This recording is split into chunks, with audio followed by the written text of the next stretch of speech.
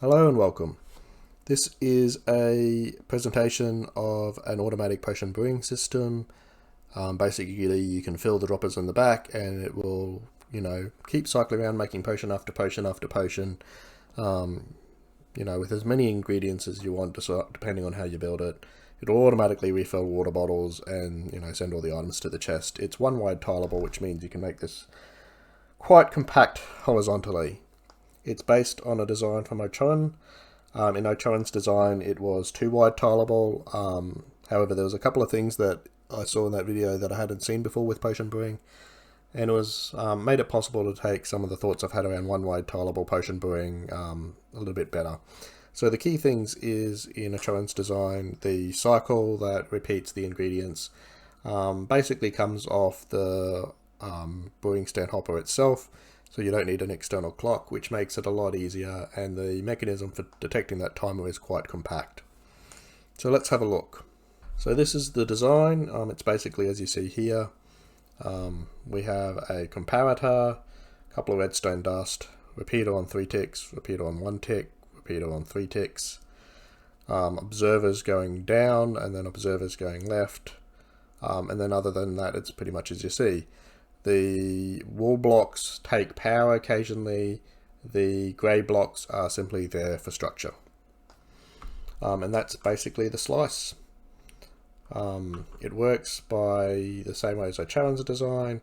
The comparator works out when the cycle is completing for the brewing stand. When that happens, this repeater will then fire, which causes the droppers to send the next cycle of ingredients through. At the same time, this repeater will lock or unlock that hopper as appropriate. And these observers will also watch for the firing of the dropper tower, delay the signal somewhat to give enough time for the hopper to lock after pulling the ingredients out, and then fire this dropper 4 times. It fires it 4 times because if the brewing stand is already full, the item just stays in the dropper, so it doesn't really matter. And that's basically the design for the slice. The only other thing we have is the water filling station.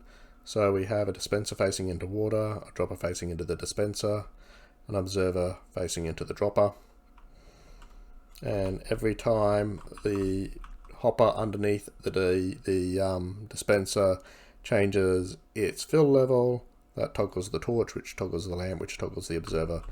Basically meaning that you can just fill this up with bottles, and in return it'll make sure that these hoppers are always filled with water bottles, filling your line, keeping your one wide slice brewing system full of water. So the next thing is the ingredients. So like Ocharon's design, you have to put the second ingredient in the bottom one and the first ingredient in the top one.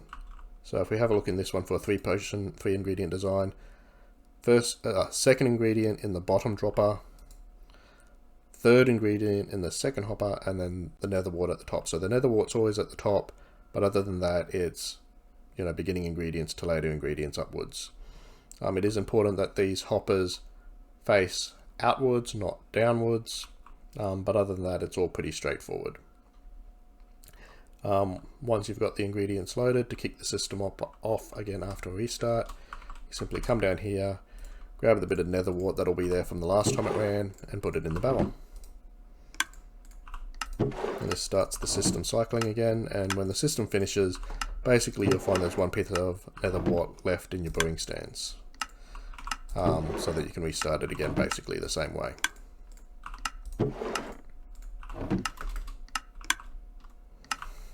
Now the only other thing to note is it will send a water bottle through at the start. This is not too much of a hassle. It only does it on the first cycle, so every other cycle it won't do it. The last cycle will also put through another 2 water bottles, but if you're doing a lot of potions, moving a few water bottles up isn't that big a deal. And as we can see, the potions are cycling through now. So we're now going up to the second cycle for this one. So we can see we've got our first lot of night visions. Our first lot of speed is coming through. We should get our first lot of water breathing in a second. And finally, I believe this one will be leaping. And this one hasn't come through yet because it's a 3 ingredient potion, so I'd expect it to come through quite shortly. There it goes. And there's our invisibility potions. So this will keep cycling around and around and around until it's done. When it's done, we'll have one netherwart sitting here and another 2 water bottles in there to move back to our refill station. And that's basically the whole design. If anybody wants to put together a step-by-step tutorial for this, please let me know, and I'll put a link in the comments below and in the description. Cheers!